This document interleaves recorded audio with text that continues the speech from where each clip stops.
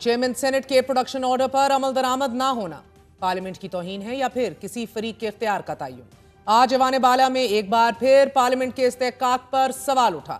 गुज़िश्ता रोज chairman senate Yusuf रज़ा गिलानी ने coat Lakhpat jail में 18 माह से कैद पाकिस्तान तहरीक इंसाफ के सेनेटर एजाज चौधरी के प्रोडक्शन ऑर्डर जारी किए।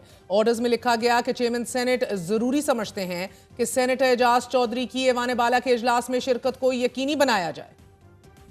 गिलानी साहब, आप कस्टोडियन ऑफ द हाउस है सर। सेनेटर जो एजाज चौधरी, उनकी प्रोडक्शन ऑर्डर जारी नहीं किए गए। मैंने प्रोडक्शन ऑर्डर जारी कर दिया। सर, क्या कोट लखपत जो जेल के जो सुपरिटेंडेंट है वो चेयरमैन सेनेट से ज्यादा पावरफुल है?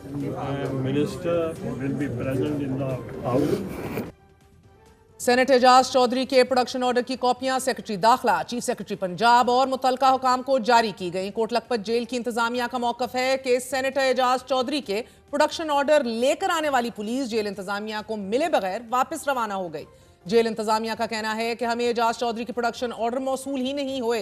जेल के मरकजी दरवाजे से इस्लामाबाद पुलिस की टीम वापस रवाना हो गई। इंतजामिया का कहना है कि जो भी अहकामात मौसूल करवाए जाएंगे मनोअन अमल दरामद होगा। सेनेटर एजाज चौधरी के प्रोडक्शन ऑर्डर जारी होने के बावजूद कोट लखपत जेल इंतजामिया के इंकार पर तहरीक इंसाफ ने ऐवान बाला में सेनेटर एजाज चौधरी की तस्वीर उठाकर शदीद एहतजाज किया। चेयरमैन सेनेट के डाइस के सामने जमा होकर नारेबाजी की गई और एहतजाज के बाद ऐवान से वॉकआउट किया गया। वजीर आजम शहबाज शरीफ की नसीहत पर अमल करते हुए ये एहतजाज ऊ की सूरत में रिकॉर्ड करवाया गया।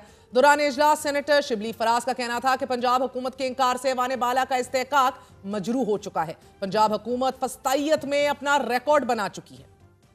हुकूमत पंजाब नहीं चाहती कि वो यहाँ पे आए। पंजाब हुकूमत की इतनी हैसियत नहीं है कि वो एक अपर हाउस के चेयरमैन की उसके अहकामात को नजरअंदाज करे। इस हाउस की जो बेतौकीरी हुई है कि चेयरमैन सेनेट जो कि हमारे कस्टोडियन हैं, उनके लेटर को कोई अहमियत नहीं दी गई। ये पूरे हाउस की कंटेम्प्ट है जी। ये पूरे बिल्कुल इसको बिल्कुल बर्दाश्त नहीं कर सकते। ये इसमें सिर्फ अनएक्सेप्टेबल। बिल्कुल। ऐवान में खताब करते हुए वजीर कानून आजम नजीर तारण ने तहरीक इंसाफ के तहफ़्फ़ुज़ात का जवाब देते हुए तहरीक इंसाफ के दौर का तस्करा किया कि जब ख्वाजा साद रफीक और राना सनाउल्लाह के प्रोडक्शन ऑर्डर जारी होने के बावजूद अमल दरामद नहीं हुआ। ये गड़े खुद ही खोदे हुए हैं इन्होंने। राना सनाउल्लाह के प्रोडक्शन ऑर्डर जारी होते थे, इम्प्लीमेंट नहीं थे होते, ये डेस्क पे जाते थे। ख्वाजा साद रफीक साहब के प्रोडक्शन ऑर्डर जारी होते थे, इम्प्लीमेंट नहीं थे होते, डेस्क पे जाते। तो वो जो कहते हैं ना कि वो व्हील है, ये घूम रहा है, ये चीज़ें घूम के दोबारा आपके सामने आती हैं। जैसा करते हैं वैसे ही फिर आप भरते भी हैं। मुज़ाकरात की तीसरी बैठक से फ़कत 2 दिन कबल ऐवान बाला में हुकूमती बेंचों की जानिब से तहरीक इंसाफ पर शदीद तनकीद जारी है। वफाकी वजीर मनसूबाबंदी एहसन इकबाल का आज कहना था कि तहरीक इंसाफ पाकिस्तान की वो मुजरिम है कि जिसने PIA, CPEC और IMF से किए गए मुआहिदों का बेड़ा गर्क किया। अगर मईशत की दुरुस्तगी ये है कि आप CPEC का मंसूबा तबाह करके चले जाएं, तो ये मईशत की दुरुस्तगी आप ही को मुबारक हो। ये किस मुंह से PIA के नाम लेते हैं? ये वो लोग हैं जिन्होंने पाकिस्तान की शहरी हवाबाजी की सनत को, PIA को कई 100 अरब का नुकसान पहुंचाया। ये वो पाकिस्तान के मुजरिम हैं कि जिनकी वजह से PIA की यूरोप और अमेरिका की और लंदन की परवाजों पे पाबंदी लगी। ये वो नालायक हैं, ये वो नाअहल हैं जिन्होंने पाकिस्तान की कौमी एयरलाइन का बेड़ा गर्क किया। इनके खिलाफ इंशाअल्लाह ताला तहकीकात होंगी। बकौल चेयरमैन तहरीक इंसाफ बैरिस्टर गोहर, इमरान खान ने आज भी ये वाजे किया है कि कोई डील नहीं हुई, सिर्फ मुज़ाकरात होने हैं। मुज़ाकरात कामयाब होने चाहिए, ये मुल्क के लिए बेहतर है। नाज़रीन, तहरीक इंसाफ बार बार मुज़ाकरात में पेशरफ्त पर जोर दे रही है, जबकि मुज़ाकरात के दूसरे फरीक का शिकवा यह है कि 22 दिन गुजर जाने के बावजूद PTI ने मुतालबात तहरीरी तौर पर नहीं दिए। बड़े भारी भरकम मुतालबात हैं तो उन पर हमने भी मुशावरत करनी है, वक्त दरकार होगा। और अगर ये मुतालबात को इतने अरसे में तहरीरी शक्ल नहीं दे सके तो इसमें हमारा कसूर नहीं है। और तहरीक इंसाफ का इसरार है कि हमारे 2 ही मुतालबात हैं जिन्हें बार बार बता चुके हैं।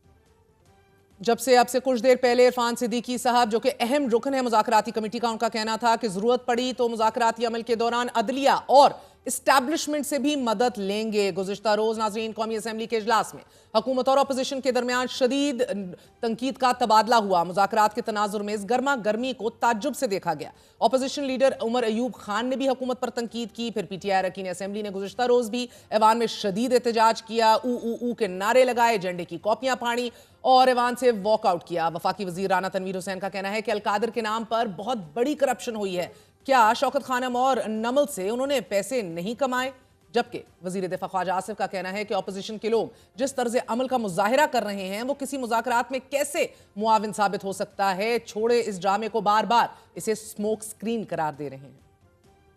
मैं तो कहूंगा कि मुज़ाकरात जो है डिसरप्ट कर दें, छोड़े इस ड्रामे को जो है लगाया हुआ है, जो है मुज़ाकरात जो है कतई तौर पे मुज़ाकरात के लिए कुछ सिंसियर नहीं है। इट्स ए स्मोक स्क्रीन, कोई उनका मकसद नहीं है मुज़ाकरात का। तो अब ये शफ क्या हो रहा है?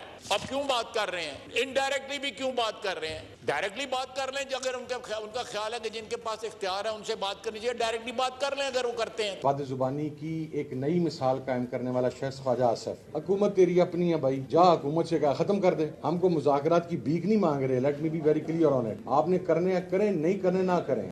190 मिलियन पाउंड केस के हवाले से भी अपनी अपनी वजाहतें दी जा रही हैं। आज भी तहरीक इंसाफ की इन वजाहतों का हुकूमती वज़रा ने दू बदू जवाब दिया है।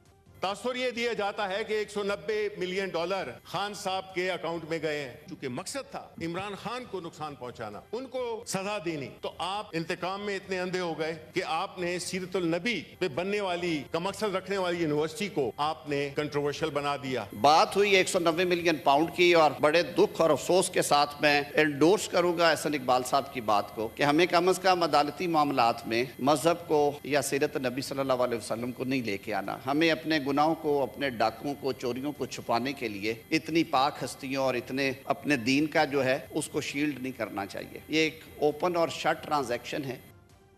अहम तरीन इस केस के फैसले में ताखीर की जिम्मेदारी अपोजिशन हुकूमत पर, हुकूमत तहरीक इंसाफ पर डाल रही है और बज़ाहिर दोनों फ्रीकैन फौरी और जल्द फैसला आने के हक में भी हैं। लेकिन तहरीक इंसाफ को पहले से ही ये यकीन है कि इस केस में इमरान खान को सजा दी जाएगी। कल हमारी प्रोग्राम में सेनेटर फैसल वाड़ा ये इंकशाफ कर रहे थे कि इमरान खान और बुशरा बीबी दोनों को सजा होगी और 14 साल होगी।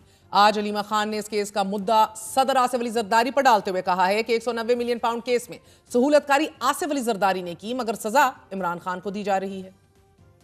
इमरान खान ने एक सवाल पूछा है कि जो भी अपार्टमेंट उन्होंने लंदन में हसन नवाज की खरीदी, उन्होंने कोई 2 या 3 गुना ज़्यादा उसकी कीमत अदा कर दी। इसका मतलब ये रिश्वत के पैसे थे और लिए किसने? हसन नवाज ने। इसके लिए नवाज शरीफ को जवाब देना चाहिए। जो फाइन लगा था, जो सुप्रीम कोर्ट उनसे मांग रही थी कोई कितनी 400 प्लस अरब, वो सहूलतकारी थी आसिफ अली जरदारी की। तो अब जब ये दोनों बीच में हैं, सजा किसके लिए बन रही है? इमरान खान की। और वो क्या सजा मिल रही है कि आपने एक ऐसी फलाही इदारा क्यों बनाया जिसमें सीरत नबी पढ़ाया जा रहा है। इमरान खान इंतज़ार कर रहे हैं कि सज़ा दो और इनको समझ नहीं आ रही कि उस सज़ा के लिए अब केस क्या बनाएंगे।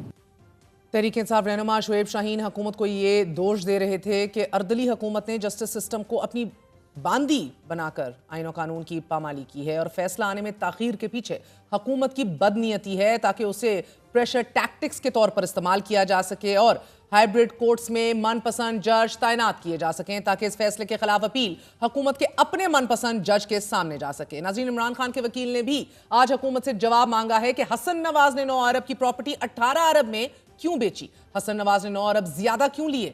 190 मिलियन का यह मामला अब कानून से ज्यादा सियासी हो चुका है और इस पर 2 तरफा सियासत की जा रही है और एक फरीक वो भी है कि जो मुज़ाकरात का बराह रास्त हिस्सा नहीं मगर उसकी राय में गलती पर माफी जरूरी है। ISPR से जारी बयान के मुताबिक army chief general Syed Asim Munir साहब ने खैबर पख्तूनख्वा के सियासी कायदीन से पेशावर में बातचीत की और उनका कहना था कि हमारी पॉलिसी सिर्फ और सिर्फ पाकिस्तान है। जनरल आसिम मुनीर का कहना है कि अवाम और फौज के दरमियान एक खास रिश्ता है। इस रिश्ते में किसी खलीज का झूठा बयानिया बुनियादी तौर पर बैरून मुल्क से एक मखसूस एजेंडे के जरिए चलाया जाता है। इंसान खता का पुतला है, हम सब गलतियां करते हैं, लेकिन इन गलतियों को ना मानना और इनसे सबक ना सीखना उससे भी बड़ी गलती है।